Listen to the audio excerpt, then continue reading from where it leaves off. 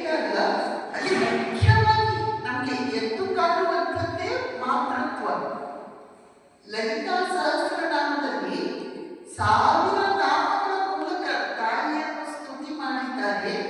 ಅದರಲ್ಲಿ ಮೊದಲನೇ ನಾಮವೇ ಶ್ರೀಮಾತ.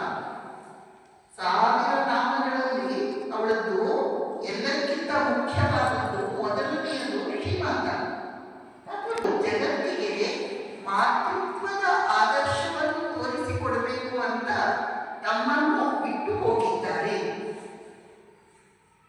ಮಾತೃತ್ವ ಅಂತ ಹೇಳಿದಾಗ, ತಾಯಿ ಅಂತ ಹೇಳಿದಾಗ ಅಲ್ಲಿ ಮುಖ್ಯವಾಗಿ ಇರುವುದು 2 ಗುಣಗಳು, ಪ್ರೇಮ ಮತ್ತು ತ್ಯಾಗ. ಪ್ರೇಮ ಮತ್ತು ತ್ಯಾಗ ಇದನ್ನು ನಾವು ಶ್ರೀಮಾತೆಯವರಲ್ಲಿ ಪೂರ್ಣ ಪ್ರಮಾಣದಲ್ಲಿ ನೋಡುತ್ತೇವೆ.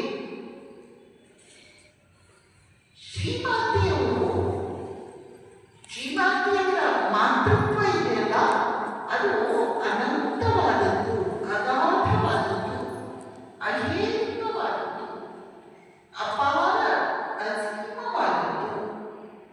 ಇದಕ್ಕೆ ನಾವು ಅವರ ಜೀವನದಲ್ಲಿ ಬಹಳಷ್ಟು ಉದಾಹರಣೆಗಳು